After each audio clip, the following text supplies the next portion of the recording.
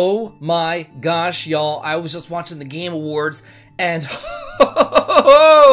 some great stuff was announced, and I could not wait. I had to come to y'all. I had to share everything with you. And I want to start first with one of my childhood favorite series, the Mana series. We are getting a brand new entry into the Mana series called Visions of Mana. If you recall, there was a mobile game that got shut down after less than 1 year called Echoes of Mana. It just recently got shut down. So Square might be learning. They're like, hey, people don't really like these mobile games, or at least they don't like mobile Mana. This is not mobile. This is going to the PS4, the PS5, Xbox, and PC, but not the Switch, oddly enough. I love the Mana series. It's just full of whimsy. It's just so ethereal. There's just something about it. It just transports you into like a different world. And they're learning, hey, if it's not broke, don't fix it. I loved Final Fantasy Adventure, Secret of Mana, Seiken Densetsu 3, and then they kind of like went off and did their own little thing whenever Legend of Mana came, and then Dawn of Mana. Oh my god, what a freaking clusterfuck that thing was. But then the whole World of Mana thing came around, and it just ruined the whole series. So I've just been hanging on, knowing that there was a time back in the day, whenever I was a kid, that the Mana series was so amazing. And it looks like they're learning their lesson, and we're getting a good Mana. Not a bad Mana, a good Mana, a return to form. We're going back to the basics. I've talked about going back to the basics so many times. Square is doing it with Super Mario RPG. They're doing it with Star Ocean 2. We're going back to the basics here, back to what worked. We're having a 3-person combat. We still have the elemental spirits, but it looks like you can use them for magic, but also for traversal. That shows a scene of the hero using Jin to kind of fly, or Undyne to kind of swim around and everything and really go exploring. It looks so cool. This is quickly jumped up on like my most anticipated game of next year. I cannot wait. I've loved Mana for so long, and now to see that we're going back to the basics, back to what worked, and not doing some weirdo experimental stuff like they did for the last 20 frickin' years, I am beyond. I am over the moon. Also shown by Square is another new trailer for Final Fantasy VII Rebirth, and the theme, right at the beginning, it says, "The world will be saved, but will you?" Yeah, talking about Aerith right there. Will you be saved? We don't know. Is the history going to get changed? What is going to change? We don't know, but we do get scenes of what is going to be happening in Rebirth. A lot of gold saucer stuff. But it starts off showing Bugenhagen and Red 13 kind of going into the cave to see Seti, and then to finally go by his name once he is proud of his father. We also get a scene showing Vincent, but unfortunately we know that Vincent is not playable in this game. Kinda sucks, but yeah, we were already told that.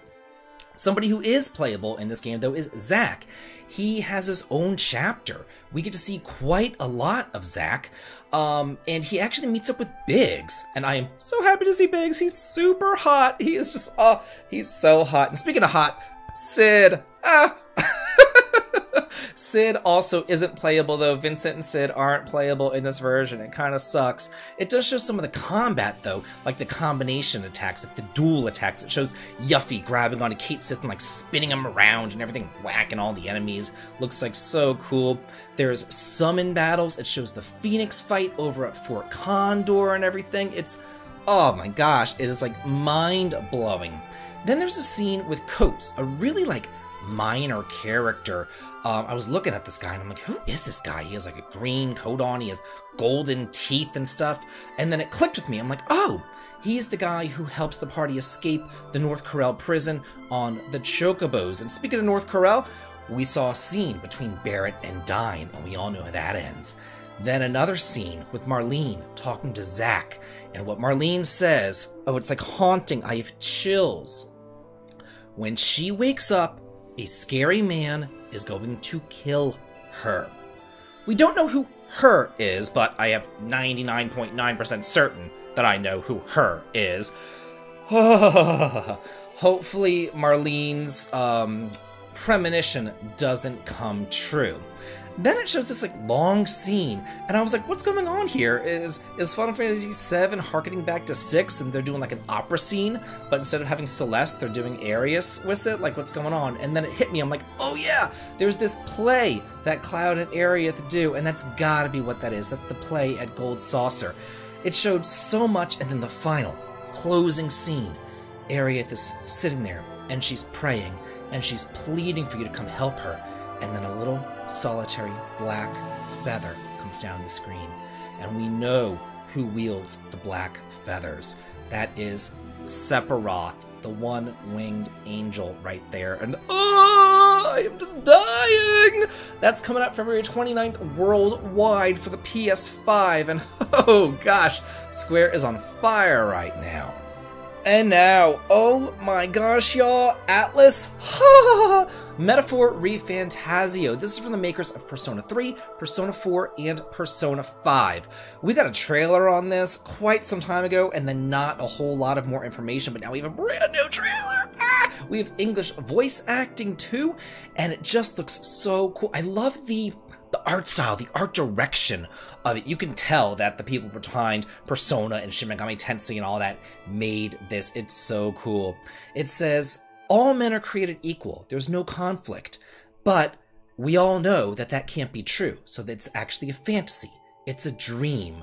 And then it goes into the conflict. And what better conflict can you have than the king is dead, and he doesn't have an heir, so they have began to hold a tournament for the throne, and everybody's fighting each other. It's like a civil war is broken out to see who is going to rule this world, and it just looks so neat, so well done.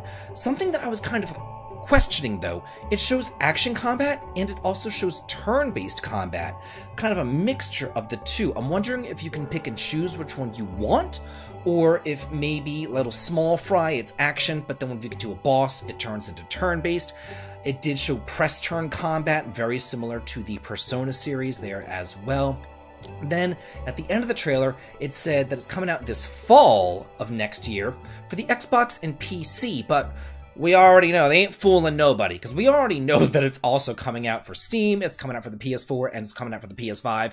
They already said that, but I guess Xbox is doing some weird limited exclusivity on this trailer, only for Sony to show their trailer, probably in a couple of days, so kind of an odd thing that they have going on there, but I'm okay with it, because who cares? We already know everything about it. Oh my gosh, I'm sorry that I don't really have my thoughts together, all gathered up. I'm just watching this, and I just had to make this video about these 3 games, and I am just so thrilled, so ecstatic, so excited for them. I'm like a kid in a candy store right now. I am loving it. Let me know what y'all think about these games. Let me know what y'all think about these announcements, and just about everything. The Game Awards, who won, who lost, who got snubbed, what's going on with that. Let me know, and have a good day.